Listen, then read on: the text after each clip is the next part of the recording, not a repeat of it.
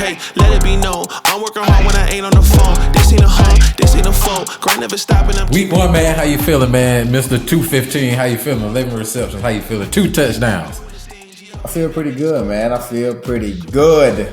You know, this man's so humble. He's so humble. I feel pretty good. It feels good, you know, to you know just watch all the work that you and the team put in, and then just to see it, you know, in action.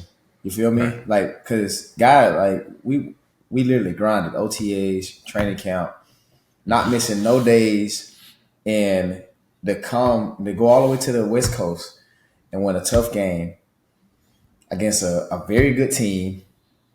It's hard to do in the NFL, man. And for us to go out there and ball like the way we did on offense and defense, I feel like you can't ask for nothing more, man. You can't ask for nothing more. You feel me? I got a question, because a lot of people they overlook the external factors of the small things that people don't take into consideration. How is that going from the East Coast to the West Coast, trying to get used to the time change? I know, what is it, like 6-hour difference? Your body adjusting. You want to be asleep when you. How is that?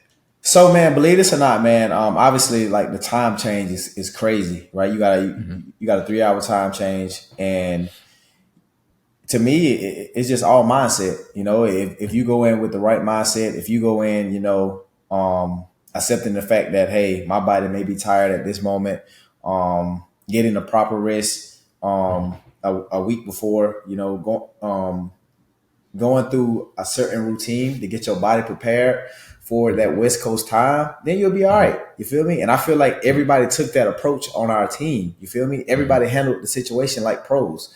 You know, because last year we went out there and we stunk it up. We got our butts whooped. We got our butts whooped.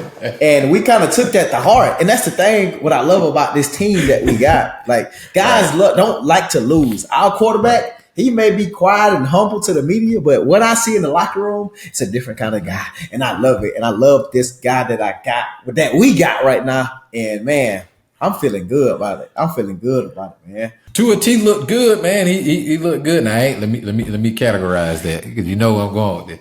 He didn't look Magic City good, like your boy said. He went Magic City good. Hey, bro, was tripping. Tour. But Ron Clark, shout out to Ron Clark, man. Yeah, shout out to him. We know where he be at when he come to Atlanta, though. But shout out to you, bro. But he looked very impressive, man. He looked sharp, like he was getting the ball out a whole lot faster than he was last year before the injuries. Like, I want to go back to, you said it's a mindset thing. Right. We said y'all stunk up the joint last year. What was your mindset going into that game? You individually, because I know the 2,000-yard goal. What was your mindset going into that game saying, hey, I've been talking a lot of shit out here. I got to back it up. Was that your mindset? You gotta back it up. But at the same time, though, like, I'm not even thinking about, you know, myself in that situation. Like, I'm going to think about ways that I can help this team win. And throughout the whole entire, you know, off season, and throughout this whole entire, you know, game plan week, the only thing that the receivers heard, the tight ends heard, and everybody else heard was, oh, the Dolphins receivers can't get off Chris. We can't do this. We can't do that. And I'm like, bro, like, what they on? I'm like, what they been watching? Y'all letting the media get this thing twisted, baby. So I kind of took that to heart. Like, I'm in the meeting room telling guys, like, hey, like, we got to take this shit personal. Like, yes, we out here to have fun, you know, make plays and like do this and do that. But at some point, man, we got to take this shit personal, and we got to go out here and dominate these guys. And I guess the rest of the guys, like, hey, they was on board with it. And obviously we seen what happened. You know, Tua went out there and dominated with 466 yards, 3 tugs. You know, I had a good game myself. Offensive line did a great job. They gave up 0 sacks.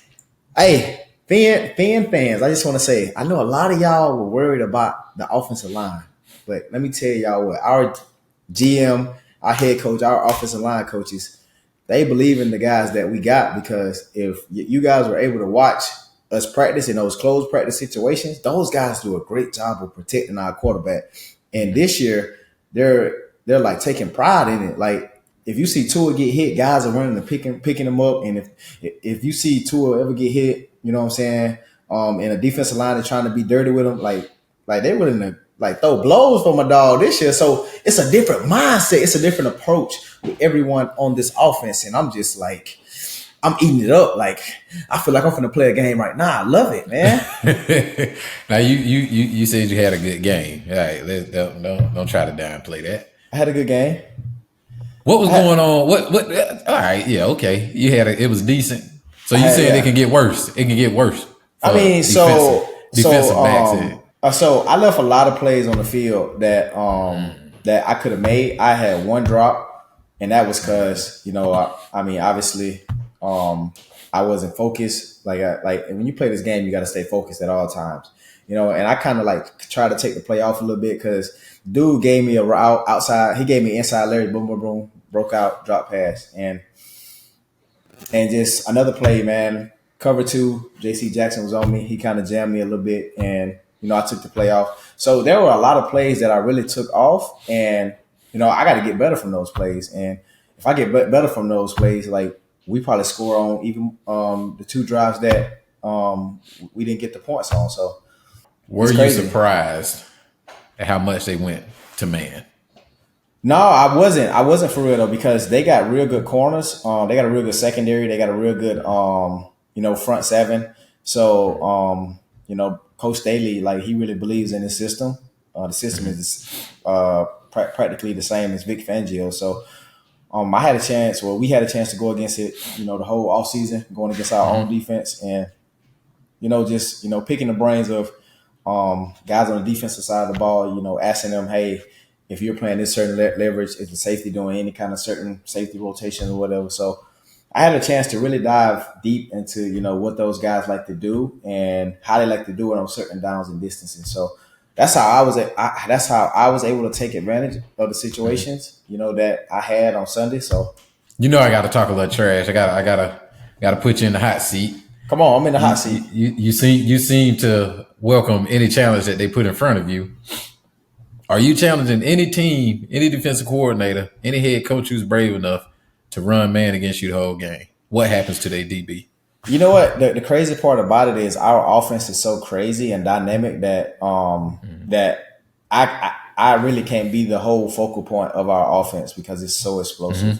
You have Jaylen Waddle on the other side, and you got Durham Smythe, who a lot of people don't believe in, which is crazy because he's nasty at running one of our favorite routes. I'm not going to say on camera. You got Raheem Mostert, who's literally another probably the fastest guy in the NFL. You got, our rookie who we drafted, Devon Achane, who's crazy.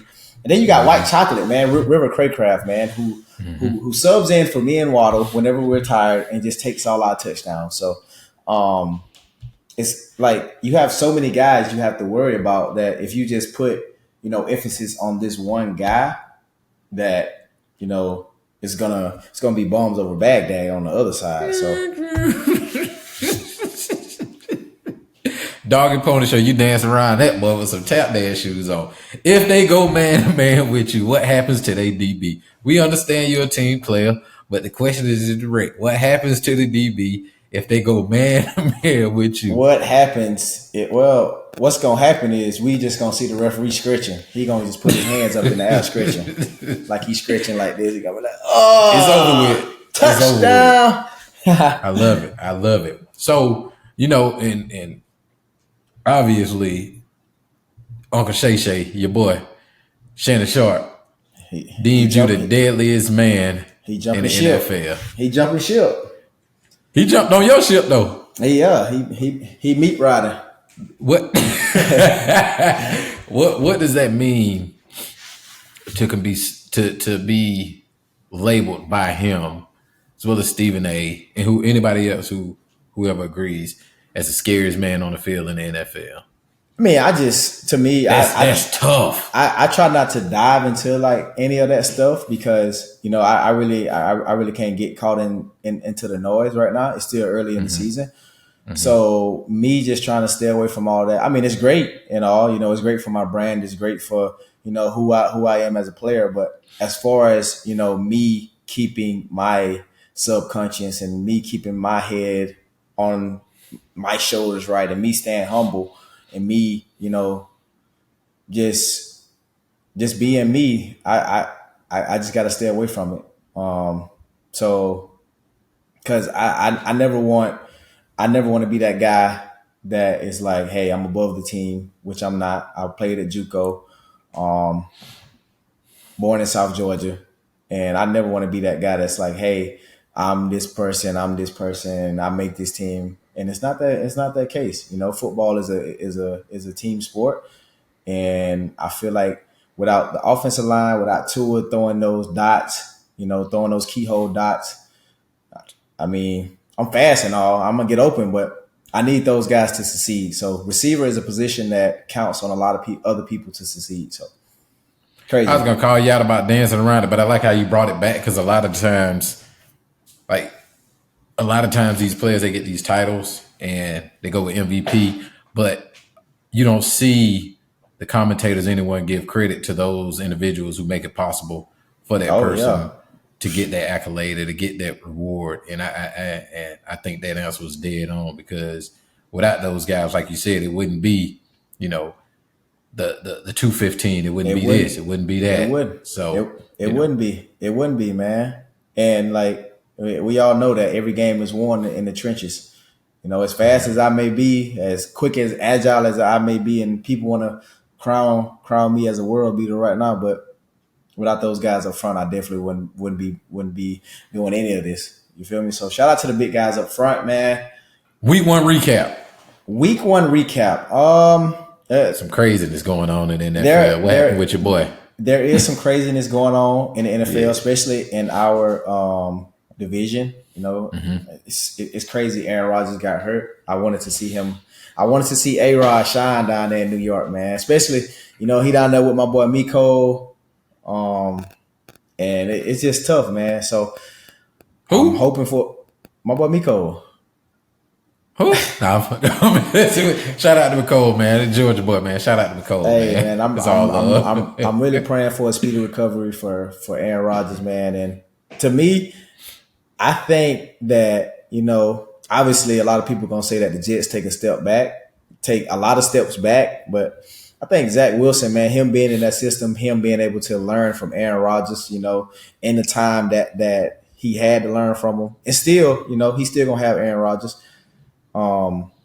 He's going to get better, and he's going to continuously get better each and every week. And so I still expect the Jets to do big things this year, dog. Absolutely. I like Aaron Rodgers, but me, I look at it. When they said it was a torn Achilles, I automatically started thinking about when Kobe tore his Achilles, and then he came back and shot the free throw. Yeah, not even after that. He just came back and he was still the Mamba. After the surgery, after the rehab, everything. And my only question is, can Aaron Rodgers at that age come back? I know he got number 8, but I still look at it like it might be over with, bro. And that's just me looking at it from a standpoint of not playing on that level by any means, not knowing what you guys' body go through, but just I play basketball. So I know, you gotta up and down, up and down, up and down, up and down. Ain't no break. But he'll get breaks because he's a quarterback. So I'm hoping for a speedy recovery. I think he'll have one. My question is just that lingering thought of like, is it over with? Like, you know what I mean? Like, right. And like it's will also, he even ask himself that? Like, will his own psyche tell him? It's also an issue of like, us as NFL players playing on grass and turf too, though, because MetLife it's MetLife. MetLife is turf, and you got like we played in turf when we was in LA. Patriots got turf, I believe. So playing on that turf is always a risk, man. It's always a risk of injury, and it's crazy. As fast as we may run on turf, we rather play on grass because turf it hurts our knees when we break down. It hurts our legs after the games. And grass is so much easier and smoother to cut on. It's almost like playing in high school. It takes you back to your Friday night lights, man. So NFL, we want all grass fields. You feel me? I saw a tweet on Twitter. I think it was David Bakhtiari, the tackle from the Packers. He said, the NFL, y'all take care of soccer players whenever they want to play on grass. How come y'all don't remove all the turf out of all the stadiums and put grass in all of the stadiums? Y'all take care of soccer players, so why not take care of y'all own? That sounds That's right. That's a good question, because when you look at liability and injuries, like my legal stuff going now, you got me on like which one is safer at the end of the day? Is it? We probably shouldn't get into this, but is it a situation that they're being cost effective or cost efficient, or is it a situation where the players look like they run faster? You got more grip, you can cut, you can do this.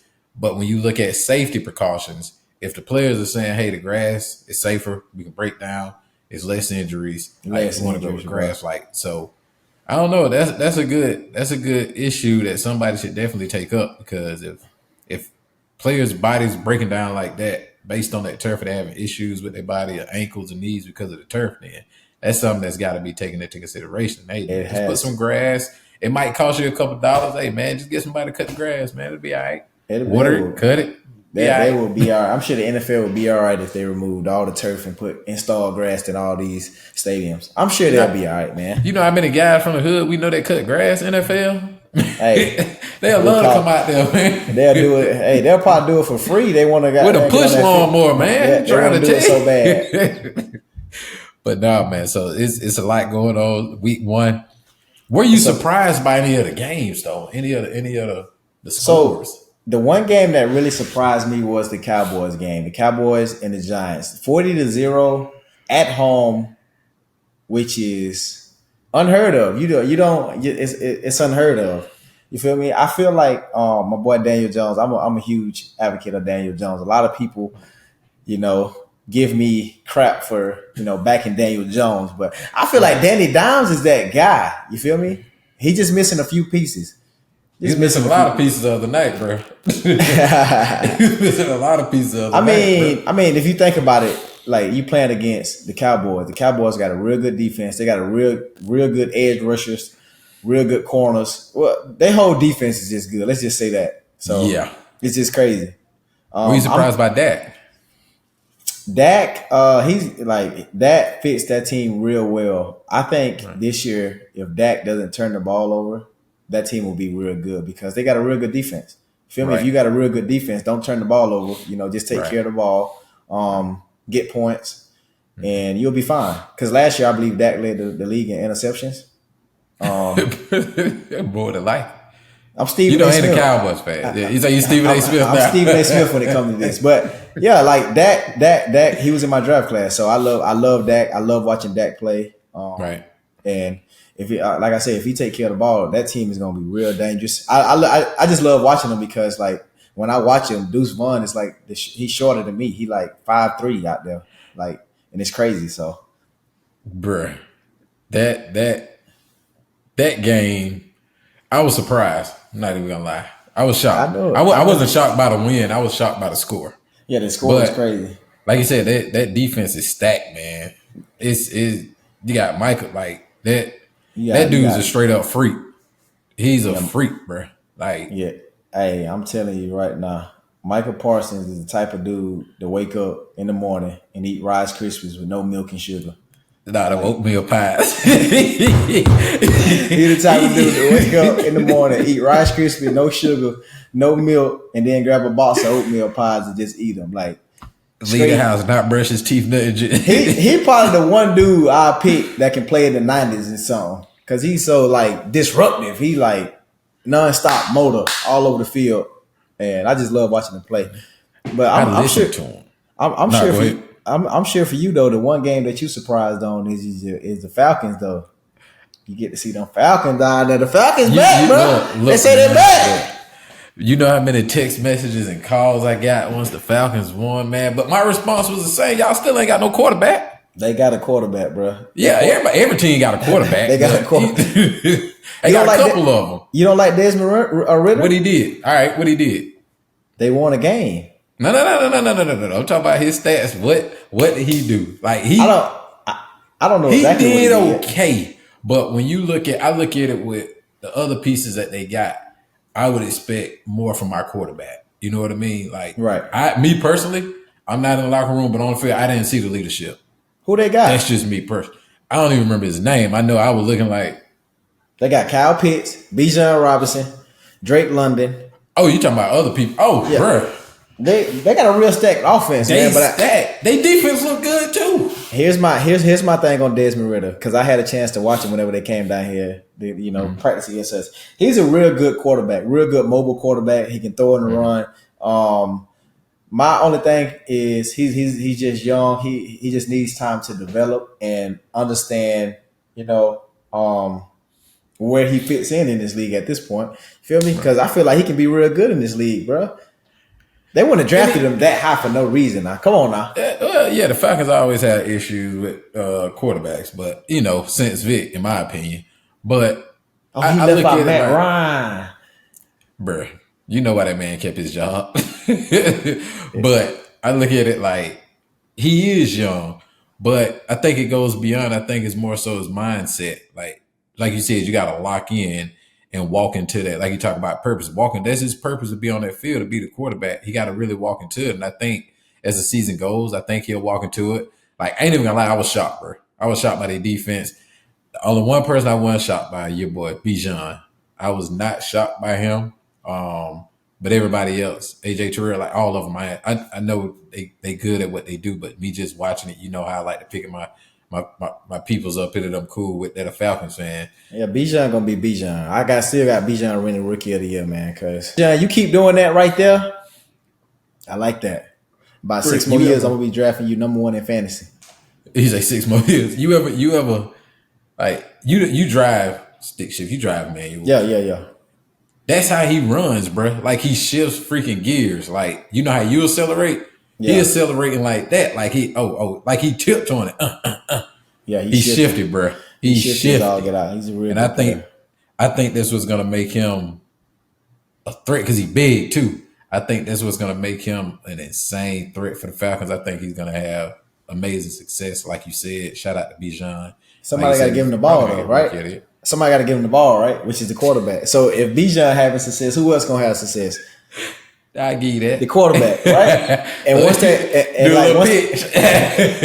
that quarterback get all the confidence he need and see that he can trust Bijan, because Bijan play running back and receiver. I didn't know that. He played both positions. So once that quarterback see that, confidence level going up. Desmond Ridder. I'm on the Desmond Ridder hype train. Let's go. I'm backing him and Danny Dimes up all year, baby. Let's go. I ain't there yet, but I had to. I ain't gonna lie. I ain't finna lie like I responded to them people, but I ain't responding to nobody. So if you text me talking about them Falcons, you ain't getting no response from me. I talk trash and I leave the building. I ain't trying to respond, but I was definitely impressed by Bijan. Bijan shifty. So the Falcons, I eat crow on that. I eat my hat. Y'all got that one. Hopefully y'all continue, because I do live in Atlanta, so I ain't gonna come to no tailgate. But let's go. Now, who were you? Nah, you ain't gonna answer that. Least impressed by? You ain't gonna answer that. You ain't gonna answer that. Oh shoot. Let me see. I'm trying to look at the games. Who was I least impressed by?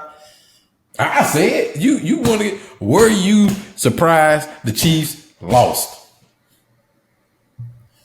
I was surprised only because of the simple fact. I know how Coach Reed, make those guys prepare, and every game is like you go into a game knowing that you prepared, knowing that you're gonna win every single game. Now that's every player on that roster.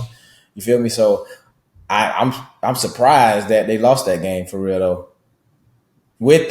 Without two of their biggest stars, which is Chris Jones on defense.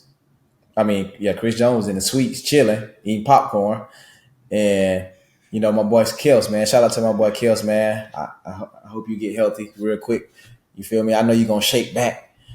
And the Chris Jones story is crazy though. I seen a lot of people, criticizing my dog, saying, "Why is he at the game and not on the sideline?" Like, what are your thoughts on that? You give your thoughts, and I'm gonna give my thoughts, because me and you, we done shared the court together before basketball. You know me, I'm definitely a team player, right? Right. And I look at it as you got to know your role. You got to have your captains. You got to have your people who are going to follow that person. I think that was a prime example of his leadership. He could have stayed at home. You see what I'm saying? Like he could have stayed at home and just been like, the hell with it. I'll watch on the TV. But I think he wants to be there. I think the message that he sent was that I'm with you guys through thick and thin. Like, yeah, we ain't got a deal done. I'm not on the field, but I'm still with you guys. I definitely love the support. Any fans that say anything contrary to, hey, at least he showed up to show support, I think they looking at it wrong. They just want to have an issue, which how most people in the world, they want to have an issue. But they want to have an issue with shout out to him for even showing up, because you know me, I take stuff. I wear my heart on my sleeve, bro. That takes a lot. Y'all ain't gonna give me no bread. I'm staying home. That takes a lot for a player to actually walk through a lot of people, you know, knowing he has to walk through a lot of people to get to that suite, and they looking like, how long? You got a game. Why are you up here with us? Right. That takes a lot. That takes a lot of courage, bro, because somebody gonna say something slick, and it's gonna be like, hey, bro, like, I'm up here because tighten up. like we ain't got our situation figured out. You feel me? So I'm with you on that, bro. I'm like, Chris Jones, you did everything that you needed to do. You know your value, my boy. And like, he with the Chiefs thick and thin. Like if his mind was set on going anywhere else, he wouldn't have showed up to that game. But he loved the organization, you know, which is, he's right. He loved the coach and he loved being around the guys. So like, he's like, bro, I'm here. Like, you know what was crazy though? Like to me though, he shouldn't get fined though, because he was in the building. He shouldn't get fined $1 million. He showed up. Talking about they fined him? I mean, I think they were saying on Twitter like this is like a $1.3 million because him sitting out. I was like, wait, just for sitting. But you know the crazy part, if you look at his face, how intense he looking at the game. You can tell he running in his head. You know what I mean? Right. Like, you know how you ain't on the field, you just watching like, damn, I would have did this. Oh no, you can tell he's reading this in his head. And I'm sure when he gets back to the team, he's gonna sit down with those guys. He probably called those guys after the game, like, hey, you missed this. You should have did this. You can just see him reading everything, he already looking tense whenever he locked in anyway. But like, he just hey, Chris love ball though. Chris Jones love football. He really love the game of football, and I'm just glad that they finally got my boy a deal done. I still don't understand the deal, which is crazy, but a deal is done. It look like a very incentivized deal, which is crazy. So one thing we was always taught growing up in the South, you don't count another man's pockets, but it's super incentivized, right? Yeah. Do you think a lot of times these teams, and I'm not saying that that's what this is, they need to stay away from these team-friendly deals and just pay the person what they worth? Because he's been dominating for, but you know what I mean? But here's where a lot of players, you know, mess up at. And I feel like this needs to be better explained to like everybody who's trying to come into the NFL or who's trying to get a future deal. Teams aren't paying you for what you done did in the past. Right. They're paying you for what they think you can do in the future. You feel me? So when I found that out when I got to the Dolphins. I'm like, okay, y'all paying me all this money because your boy been balling in the past. You feel me? What's say? Nah, we paying you for what we think you can do for us right now. We don't care what you did in the past. What you did in the past, that's for you.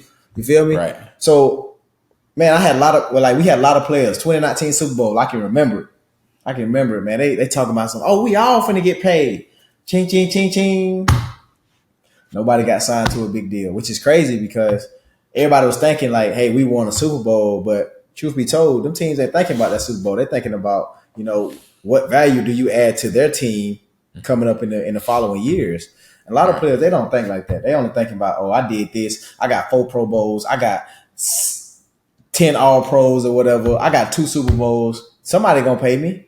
Right. I don't know. I think it sums up with, in order to be valuable, you have to bring value to that person, to that organization, that franchise. And that's just life.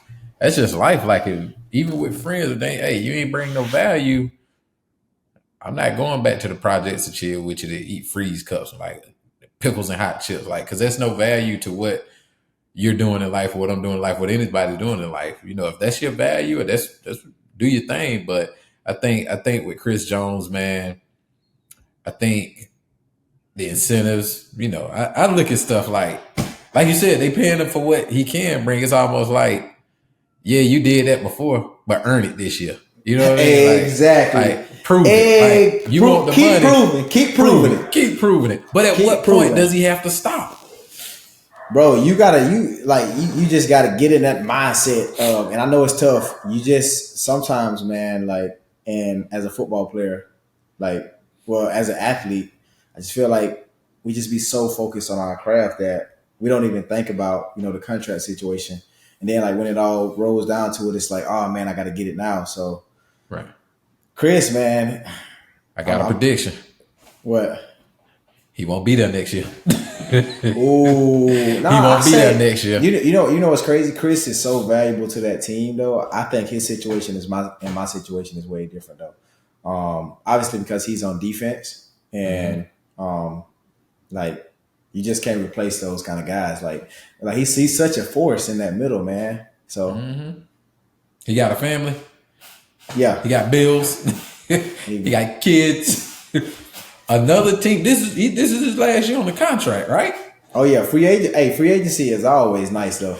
Think they ain't gonna have to be either pay him or he going elsewhere. Guaranteed. Oh, because anybody looking at him, you're gonna want him. You're gonna want him in your locker room. You're gonna want him on the field. You're gonna want him in your huddle. You're gonna want him leading your defense. If you don't, and you got the money to pass him, and you know you need him, he won't be there next year unless they pay him. Guaranteed. You heard it here first. I say he back. All right. I say he back, man. But they're gonna have to pay him, right? Yeah, they're gonna have to get him. They're gonna have to get him. But what happens if he don't hit those incentives this year? Nah, he gonna hit him. It get a little different. Oh, I hope to God he hit him. He gonna hit him. But it gets a little sketchy. It gets a little sketchy whenever, like, oh shoot, I ain't do that. Hey, call my agent. Hey, tell him I want this amount. Hey, bro, we gave you an opportunity to do this. It ain't what, like you said, it ain't what you did in the past. It's what you can do moving. He gonna pull an AB and run off the field. Nah, man, nah.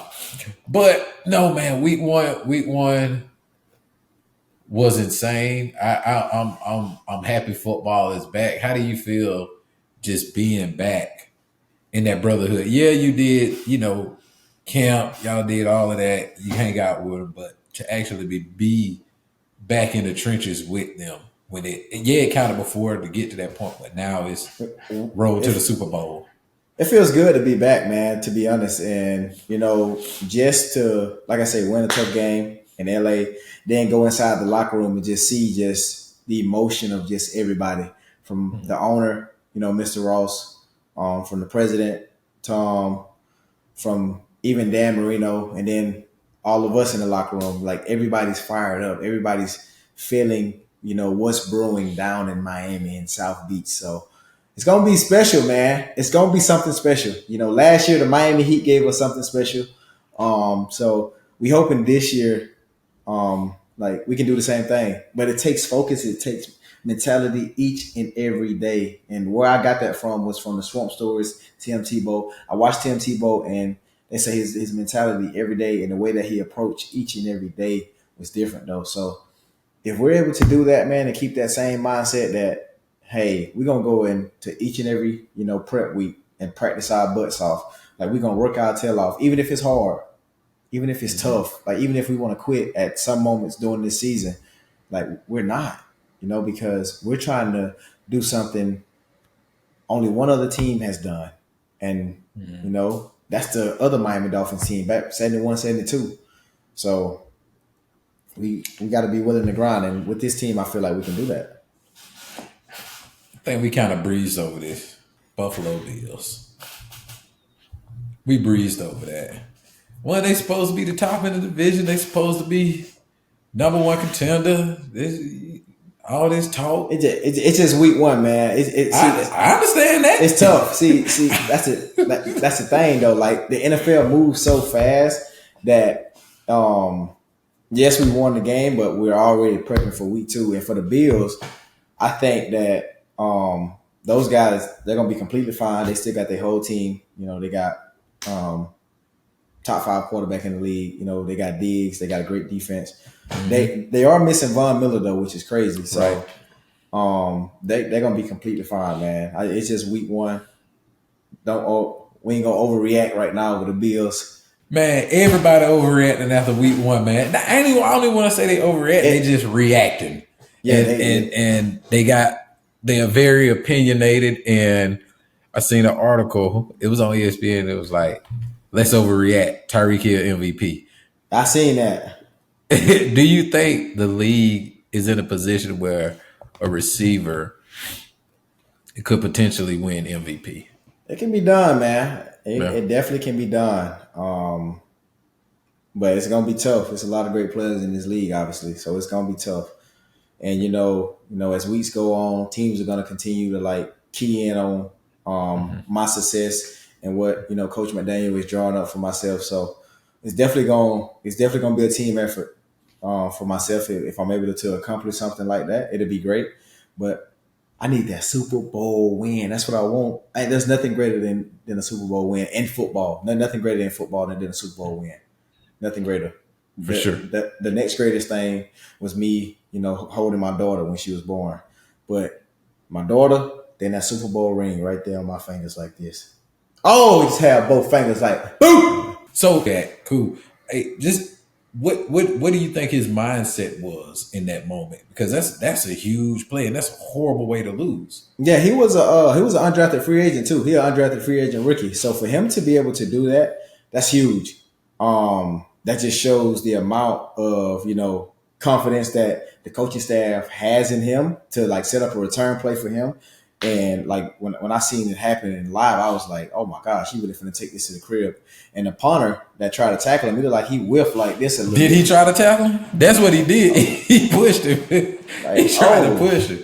And he jumped out the way when he did it. I'm like, bro, sacrifice. You tackle somebody. You gotta, if you're the punter, you gotta lay out. You gotta lay out and make that play because you can't go out looking bad on film. Because the next day on film, it's gonna be a lot of questions in the air on whether you belong on this team or not. Like I know punters are paid to punt, but at some point we need you to make a tackle. Come on now.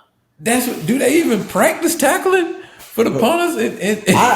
You know what's crazy? I've never seen a punter practice tackling.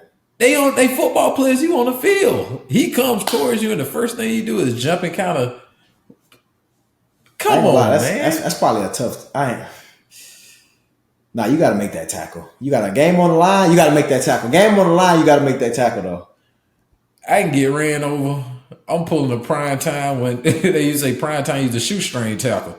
You going down like I'm not. Nah, like.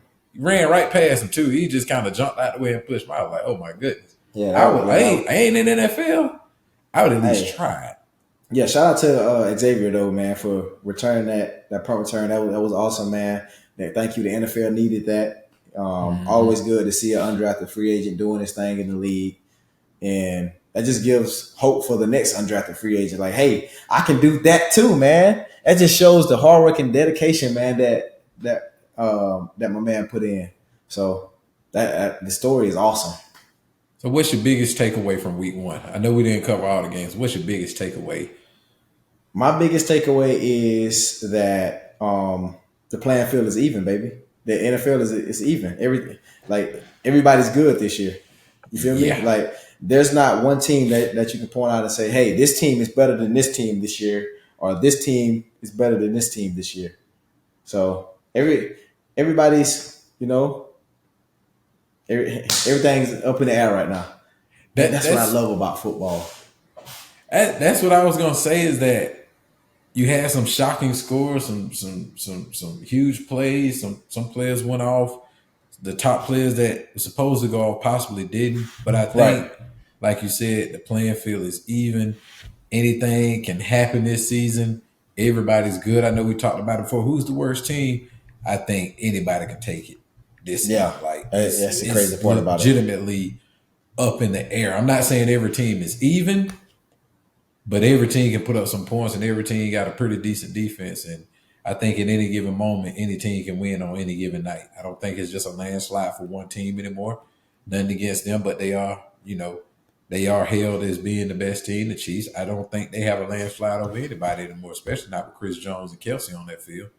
Oh, those two guys will probably be back next week, though. Hopefully. They, you know, and they'll I still be don't think that gives them it gives them paper with Pat, you know, he's him. You can't do nothing about that.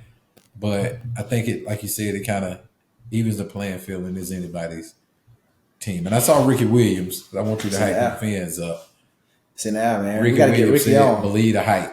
He said, believe the hype of the Dolphins. Last year was a preview just to get y'all ready. But this year, he said, believe the hype. Y'all got something special brewing down there for fans. Is that true? Should they buy into it and believe the hype?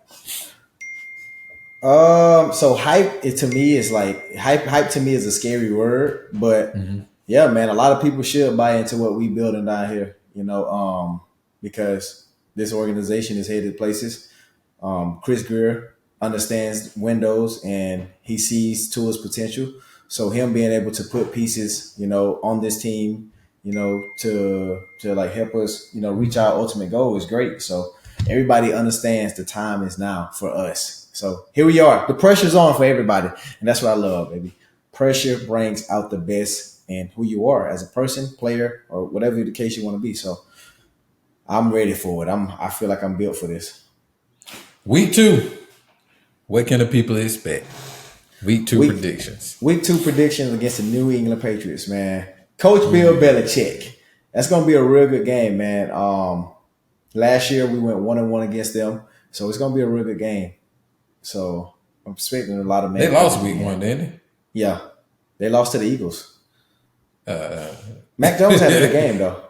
Yeah. He a Florida boy, but you know I look at that matchup. I'm gonna take y'all over them. I think I got y'all up winning about 14, something like that. Okay, we'll take it. We'll take it. Something like. What are your predictions? Are you still hunting defensive backs and on this road to 2,000? Me personally, I think you gonna break it. But are you still going out there with that mindset? I know it's in the back of your head. That's not the first thing you want to get the win for the team. But when you start cooking, you know when you feel it. Is that still the goal, Super Bowl in 2000? Yeah, man, that's the goal. You know, hopefully I'm able to do something special like that. Because I feel like I gotta set the standard, not only for this team, but for my family. You know, I got a Tyreek Hill Jr. coming up here soon, so me being able to set the standard for him whenever he's in the NFL, it's gonna be like, you know what? I gotta break my father's record. So I'm setting the standard early, man. I gotta set the standard early. They targeting you. I gotta set the standard early, baby.